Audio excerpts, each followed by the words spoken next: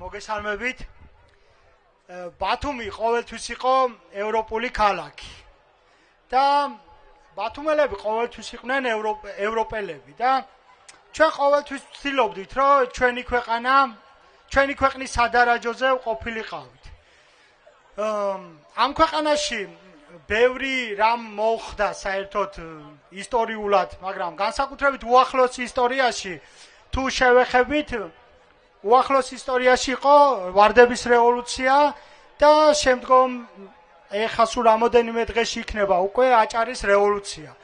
და რა ვიცი, ალბათ დაუსვამთ ერთმანეთს კითხვას, ვიღაცები ვკითხავთ, რომ აი რატომ მოხდა ეს რევოლუცია, რა იყო ამის მიზეზი?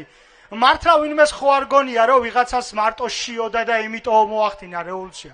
არა, იმიტომ მოხდა რევოლუცია, რომ მე მეხუთე სართულზე უნივერსიტეტის მეხუთე სართულზე ვიჯექი და რო გავხედავდი და ფარნავაზ მეფის ქუჩაზე რუსული დროშა ფრიალებდა.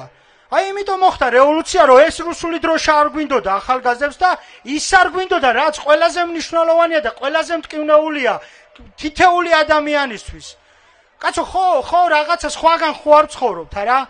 არ ვიცი, ხვალ მივდივარ ბათუმის საკრებულოს ხდომა. რა ვიცი, თქვა რამე უთხრა იმათ, აზრი აქვს.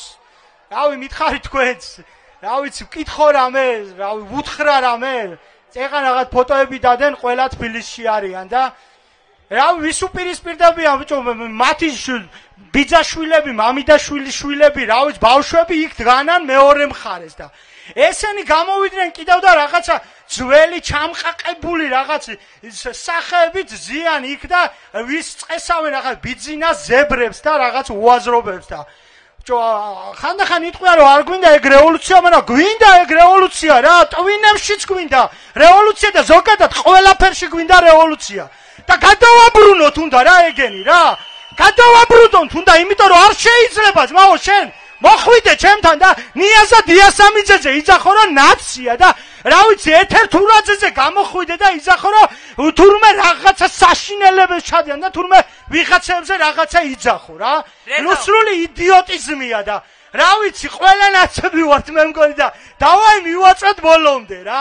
მადლობა. არ წახვიდე. მოდი ერთ რამეზე შევთანხმდეთ.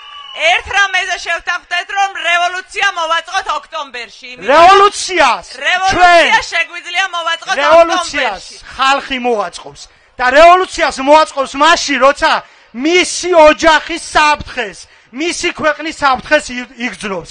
რევოლუციას არ აკეთებს ერთი ადამიანი. თუ ვინმეს წიგნი წაუკითხავს, თუ ვინმეს რაიმე უსწავლია, ეს კანონზომიერება, ეს დაკანონებულია ხა. მე მინდა რევოლუცია გამოვიდე მოვახდინო, ვერ გავაკეთებ. ამიტომ ჩვენ ყველა ერთად, იმიტომ რომ არ შეიძლება ეხა ერთსაც ვიტყვი და დავასრულებ. საჯარო მოხელეები ძალიან ბევრი დარჩა მერიის სამსახურებში და მადლობა მინდა უთხრა მათ. და მადლობა მინდა უთხრა სამინისტროების თანამშრომლებს, რომლებიც დარჩნენ. აქაც არიან ძალიან ბევრი და რავი, ისინი ვინც წავიდნენ კიდევ ეხა რავი, ყველა დროს დადიოდნენ და ახლა რა ვიცი, იარონ, რა ვიცი, ჩვენ აღარ უნდა ვატაროთ მერე რა. აი ამაზე უნდა შევთანხმდეთ პარტიები, რომ მერე აღარ უნდა ვატაროთ. და ეგ არის გამოსავალი. მადლობა.